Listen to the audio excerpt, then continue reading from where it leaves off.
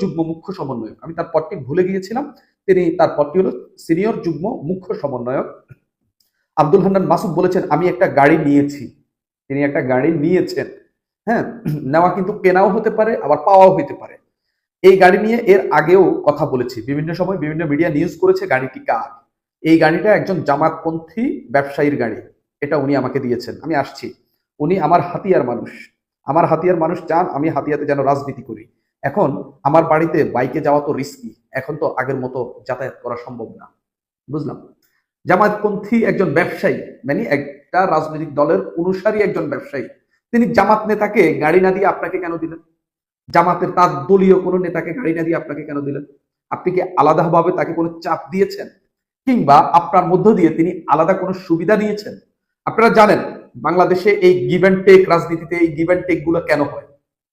এমনি এমনি কিন্তু এটা হয় না। আপনি একজনকে ধরলাম ওই গাড়িটার দাম 20 লাখ, এখন তো 20, 25, 30 লাখের নিচে কোনো গাড়ি নেই, গাড়ির শুল্ক এত বাড়ানো হয়েছে বাংলাদেশে। ধরলাম ওই গাড়ির দাম 20 লাখ, একবার কম করে ধরলাম। একজনকে আপনি 20 লাখ টাকার একটা গাড়ি দিয়ে দিচ্ছেন, যে আবার আগামীতে এমপি হতে পারবেন কিনা তার নিশ্চয়তাও নেই, তাকে একজন একজন ব্যবসায়ী একটি গাড়ি দিয়ে দিচ্ছেন উইদাউট এনি বেনিফিট। এই প্রশ্ন কি করাটা বাহুল্য না? তার উপর এই গাড়িটি আপনি আরো আগে পেয়েছেন, এখন কেন আপনি স্বীকার করছেন? মানে এতদিন পরে এসে কেন স্বীকার করছেন? তখন কেন স্বীকার করেননি? তখন কেন বলতে হলো এটা ভাড়ায় চালিত গাড়ি, এটা লোনে নেওয়া ওই ব্যবসায়ীর গাড়ি? মানে নানান কথাবার্তা বলা হইলো। আচ্ছা, এখন আমার বাড়িতে যাওয়া তো রিস্কি, এখন তো আগের মতো যাতায়াত করা সম্ভব নয়। সম্ভবত আমি ভিডিওটা অনেক খুঁজেছি, আমি পাই নাই। শেখ হাসিনার পতনের হয়তো একটু পরে কিংবা হচ্ছে পতনের আগে আব্দুল হান্নান মাসুদের একটা ভিডিও, যেখানে তিনি আসলে নিজেকে একজন হতদরিদ্র শিক্ষার্থী হিসেবে উপস্থাপন করছিলেন। এমনটাই বলছিলেন যে তার বাড়িতে মানে ঘরও ভালো ঘর নেই। তো আব্দুল হান্নান মাসুদ, আপনি গাড়িতে প্রোটেকশন নিয়ে বাড়িতে যাচ্ছেন, খুব ভালোভাবে বুঝলাম। বাড়িতে কি আপনার যথার্থ প্রোটেকশন, যথার্থ নিরাপত্তা কি আছে? তাহলে তো আমি মনে করি জামাতের ওই ব্যবসায়ীর কাছ থেকে আপনি গাড়ি নেওয়ার আগে একটা বাড়ি নেওয়া ভালো ছিল। কেননা ঘরের প্রোটেকশনটা সবচেয়ে বেশি দরকার।